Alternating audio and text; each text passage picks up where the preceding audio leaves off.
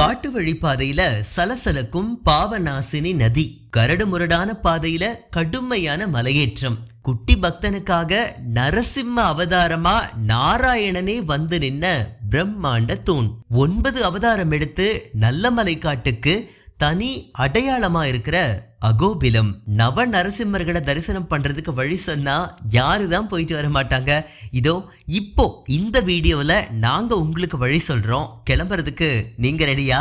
அதாகப்பட்டது ஆந்திர மாநிலத்தில் இருக்கிற கிழக்கு தொடர்ச்சி மலையான நல்லமலை காட்டுல இருக்கிறது தான் அகோபிலம். கருடாத்திரி மலைன்னு சொல்லப்படுற மலை மேலையும் கீழையுமா 9 நரசிம்மர் கோவில்கள் இருக்கு. 108 திவ்ய தேசங்கள்ல 97வது திவ்ய தேசமா இருக்கிற இந்த அகோபிலம் தான் சத்யுகத்துல ரண்யகசிபுவோட அரண்மனையா இருந்திருக்கு. நாம் எல்லாம் பக்த பிரகலாதனுக்காக நரசிம்மர் அவதாரம் எடுத்தத சினிமாவில கதையா கேட்டிருப்போம். அந்த நரசிம்ம அவதாரமே இந்த அகோபிலம் தான் உங்களுக்கு தெரியுமா? மலைகளுக்கு நடுவுல ஓடுற ஆறு, உருண்டையா கிடக்கிற பாறைகள், தாறுமாறா வளர்ந்து கிடக்கிற மரம் செடிகள், புதர்னு அகோபிலம் யாத்திரை அருமையான அனுபவம் கொடுக்குது அப்படின்னா அதுவும் நிதர்சனமான உண்மை. சரி, முதல்ல நரசிம்ம அவதாரத்தை பத்தி நாம தெரிஞ்சுக்கலாம். சத்யுகத்துல மனிதனாலையும் மிருகங்களாலையும் வெல்ல முடியாத அரசனா இருந்த இரண்யகசிபுவுக்கு பிறந்த குழந்தைதான் இந்த பிரகலாதன். பிரகலாதன் ஒரு அருமையான விஷ்ணு பக்தன் அப்படின்னே சொல்லலாம். ஆனா இரண்யகசிபுவோ எல்லாருமே தன்னையே வணங்கணும்னு தலக்கணத்துல சொல்றவரு. பல முறை சொல்லியும் பிரகலாத நாராயணனை தான் கும்பிடுவேன்னு அடம் பிடிச்சுக்கிட்டு சதா காலமும் ஓம் நமோ நாராயணாய நமக அப்படிங்கிற மந்திரத்தையே மூச்சுக்காத்தாவே ஓதிக்கிட்டு இருந்திருக்காரு. இதனால அரண்மனையில வச்சு எங்க இருக்காரு உன்னோட நாராயண காமி அப்படின்னு சொல்லிட்டு இரண்யகசிபு கேட்கிறாரு. உடனே நாராயணன் தூண்லயும் இருக்கிறாரு, தும்பலையும் இருக்கிறாருன்னு பிரகலாதன் சொல்ல, உடனே இரண்யகசிபு என்ன பண்ணாரு, உன்னோட நாராயணன் இந்த தூண்ல இருக்கிறாரா சொல்லு அப்படின்னு கேட்டுக்கிட்டே கதாயுதத்தை எடுத்து சும்மா டம்மு டும்முன்னு அந்த தூணை உடைச்சிருக்கிறாரு. அப்போ தூண்ல இருந்து மனித உடம்பும் சிங்கத்தலையுமா நரசிம்ம அவதாரமா வந்த நரசிம்ம மூர்த்தி இரண்யகசிபுவை தூக்கி போட்டு கொடல உருவி சம்ஹாரம் பண்ணிருக்காரு. அதோட பிரகலாதனையும் அரவணைச்சிருக்காரு. இந்த சம்ஹாரம் முடிஞ்சதுக்கு அப்புறம் 9 நரசிம்ம அவதாரமா எல்லோருக்கும் நாராயணமூர்த்தி காட்சி கொடுத்திருக்காரு.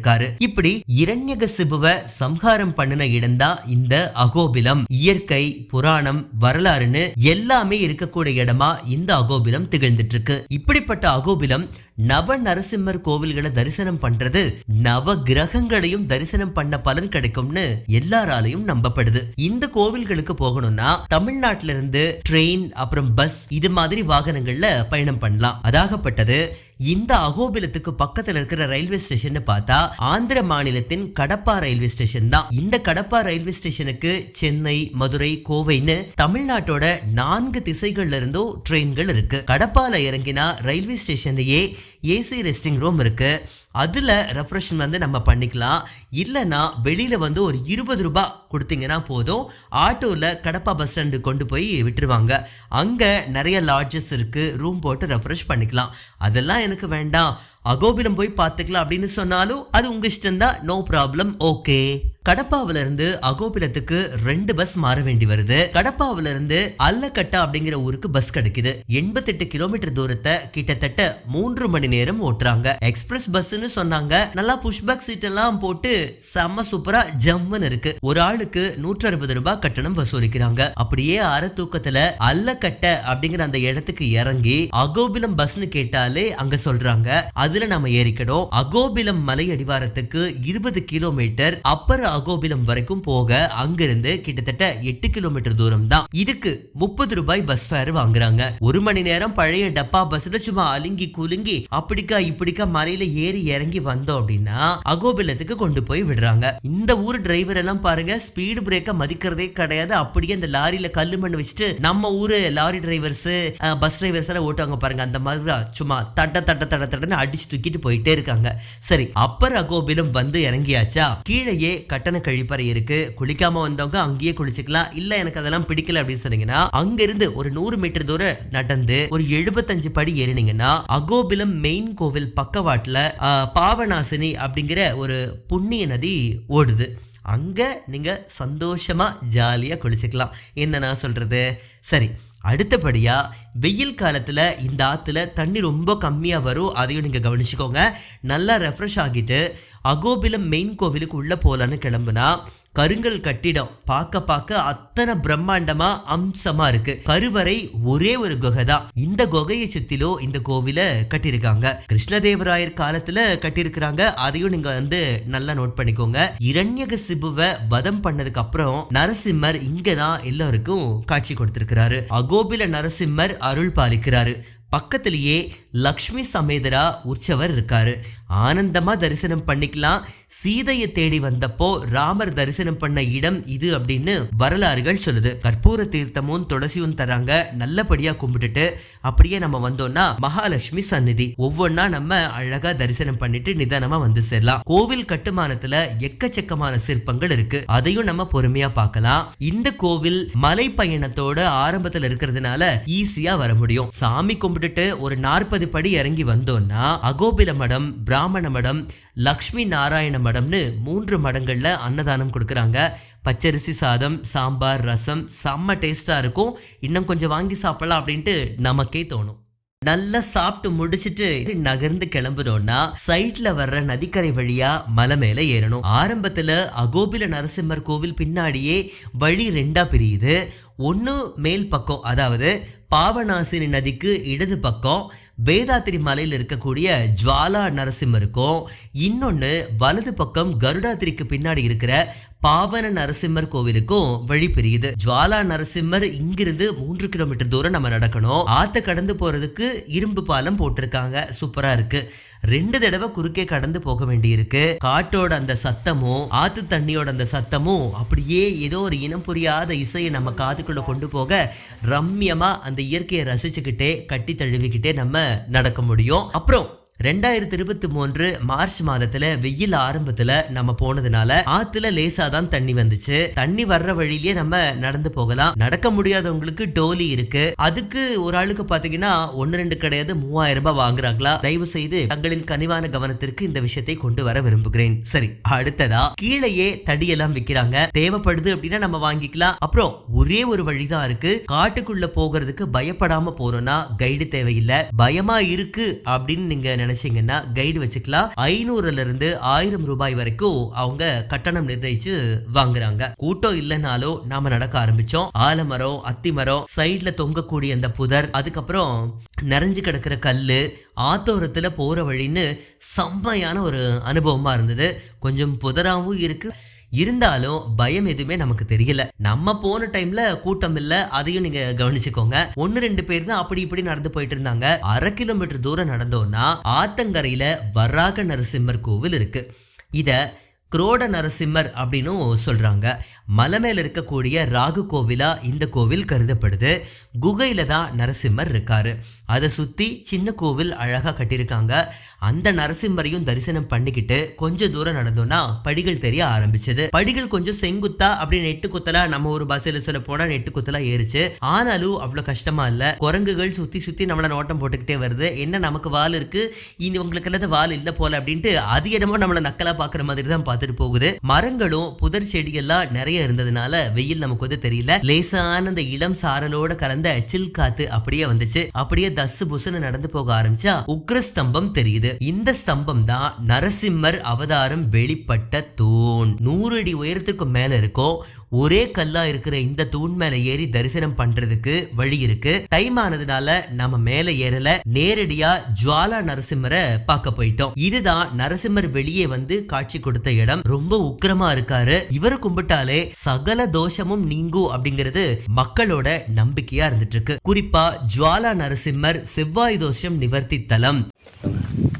ஜுவாலா அஹோபில மாலோலஹ குரோட காரிஞ்ச பார்கவாக யோகானந்தச்சத்திரவட்ட பாவனோ நவமூர்த்தையா அப்படின்னு சொல்லி இருந்த 9 நிருசிம்ம சுவாமிகள் தானாயப்பட்ட க்ஷேத்திரத்தில் இப்போது ஜுவாலா நிருசிம்மர் சந்நிதியில் இருக்கார்.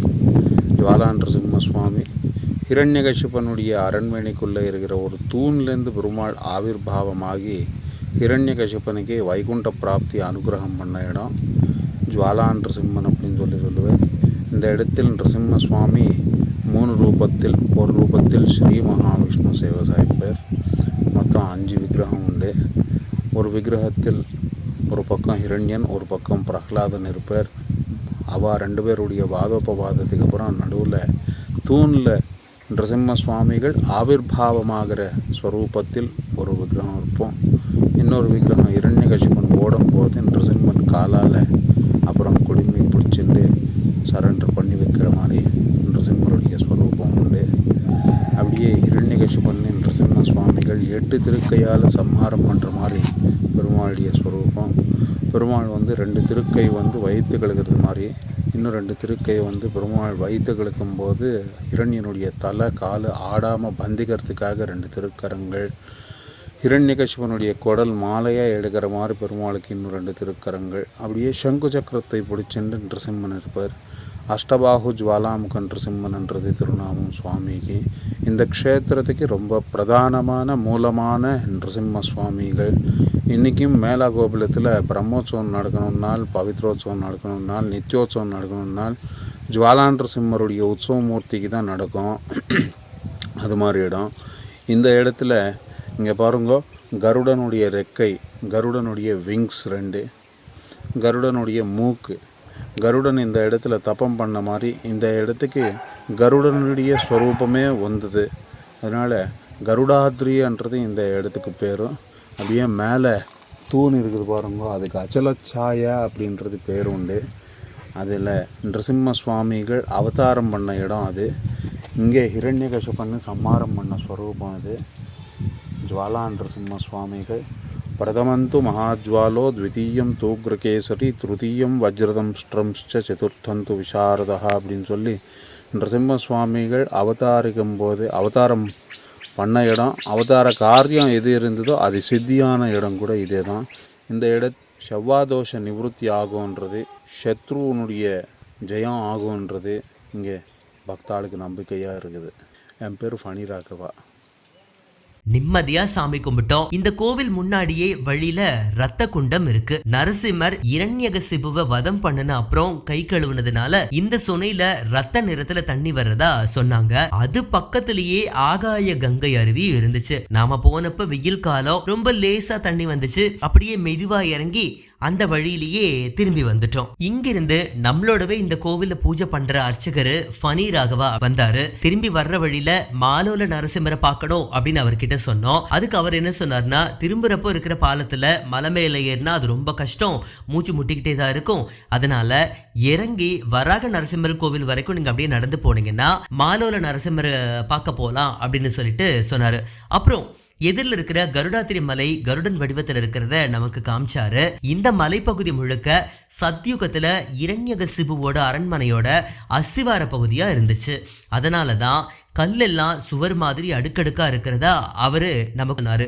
அப்படியே பேசிக்கிட்டே வேக வேகமா வந்தாரு. வராக நரசிம்மர் கோவிலுக்கு அவர் போயிட்டாரு. மாலோல நரசிம்மர் கோவிலுக்கு நாங்க ஏற ஆரம்பிச்சிட்டோம். கிட்டத்தட்ட 2 கிலோமீட்டர் தூர பாதை, அகலம் ரொம்ப கம்மி, குறுகலான ஒரு வழிதான் இருந்துச்சு. ஆனாலும் கஷ்டம் எதுவும் தெரியல, அதையும் நீங்க கவனத்துல வச்சுக்கோங்க. டைம் ஆனதுனால கோவிலை பூட்டிட்டாங்க.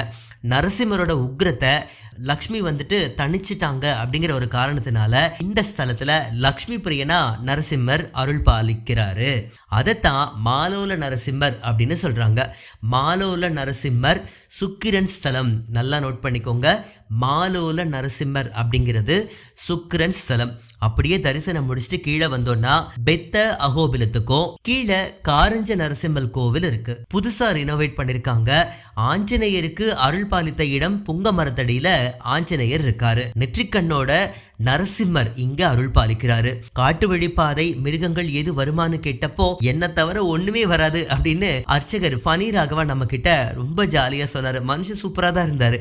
இதுக்கப்புறம் கீழ் அகோபிலம் ஒரு ஜீப் வாடகைக்கு வச்சுக்கிட்டா கீழ் அகோபில கோவில் எல்லாமே நம்ம ஜாலியா பார்க்க முடியும். ஒரு ஆளுக்கு தோராயமா கிட்டத்தட்ட 600 ரூபாய் ஆகுது அப்படின்னு சொல்றாங்க. கீழே வந்ததுமே பிரகலாத வரதர் கோவில் இருக்கு. பிரம்மாண்டமான கோவில். கோவில் சிற்பங்கள்லாம் பாக்குறதுக்கே தனியா ஒரு நாளே வேணும், அவ்வளவு சூப்பரா இருக்கு. இந்த கோவில்ல லக்ஷ்மி நரசிம்மரா அருள் பாலிக்கிறாரு. இங்க தரிசனம் பண்ணுனா செல்வ செழிப்போட நம்ம வாழலாம் அப்படிங்கிறது மக்களோட நம்பிக்கை. சரி, கோவில் முன்னாடி ஜெயஸ்தம்பம் இருக்கு, தெப்பக்குளமும் இருக்கு. அதையும் நம்ம பார்த்து ரசிக்க முடியும். எல்லாமே விஜயநகர பேரரசு கால கட்டுமானம் அப்படிங்கிறதுனால வேற லெவல்ல முக்கியத்துவம் கொடுத்து பண்ணியிருக்காங்க. அப்படியே கோயிலுக்கு முன்னாடி அகோபில மடம் இருக்கு. இந்த மடம் தான் கோவிலை நிர்வாகம் பண்ணிட்டு வருது.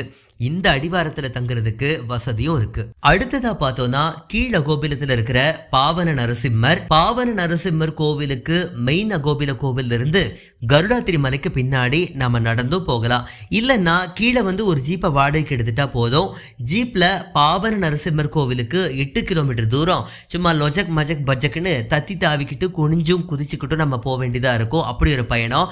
ஸோ கஷ்டப்பட்டு போனோம் அப்படின்னா தரிசிக்கலாம். அதுக்கப்புறம் இது புதன் ஸ்தலம் அப்படிங்கிறது இன்னும் சிறப்பான ஒரு விஷயம். கொடிய பாவங்களும் இங்க நீங்குது அப்படிங்கிறது ஐதீகமா இருக்குதுன்னு மக்கள் சொல்றாங்க. 4 கைகளோடு இருக்கக்கூடிய நரசிம்மர் செஞ்சுலட்சுமி தாயாரோட அருள் பாலிச்சுட்டு வராரு. தாயார் வேடுவ குலத்தை சேர்ந்தவர் அப்படிங்கிறதுனால ஒவ்வொரு சனிக்கிழமையும் வேடுவ குலத்தினர் இங்க ஆடு கோழி இது மாதிரி மிருகங்களை பலி கொடுத்து சாமி கும்பிடுறாங்க. இங்க சாமி கும்பிட்டுட்டு கிளம்புறா பார்க்கவ நரசிம்மர் அப்படிங்கிற கோவிலுக்கு கூப்பிட்டு போறாங்க. சின்ன மலை 132 படிகள் மட்டும்தான் இருக்கு. பார்க்கவ தீர்த்தம் அப்படிங்கிறது ரொம்ப சிறப்பான தீர்த்தம். இந்த இடத்துல பார்க்கவ மகரிஷிக்கு பரந்தாமன் 10 அவதாரங்களையும் காமிச்சதா வரலாறு சொல்லுது. கோபம் தணிந்து சாந்த மூர்த்தியா இருக்காரு பார்க்கவ நரசிம்மர். இது சூரியன் ஸ்தலம். அடுத்ததா சத்திரவட நரசிம்மர். இது கேது ஸ்தலம். சங்கீதத்துல முன்னேறணும் அப்படின்னு ஆசை இருக்கிறவங்க இங்க வேண்டுதல் வைக்கிறாங்க. யோக நரசிம்மர் அங்கிருந்து 2 கிலோமீட்டர் தூரத்தில் இருக்காரு. இரண்யனை வதம் பண்ணதுக்கு அப்புறமா பிரகலாதனுக்கு யோக மந்திரங்களை நரசிம்மர் சொல்லி தந்த இடம் அப்படிங்கிறதுனால இது சனி பகவான் ஸ்தலமா இருக்கு.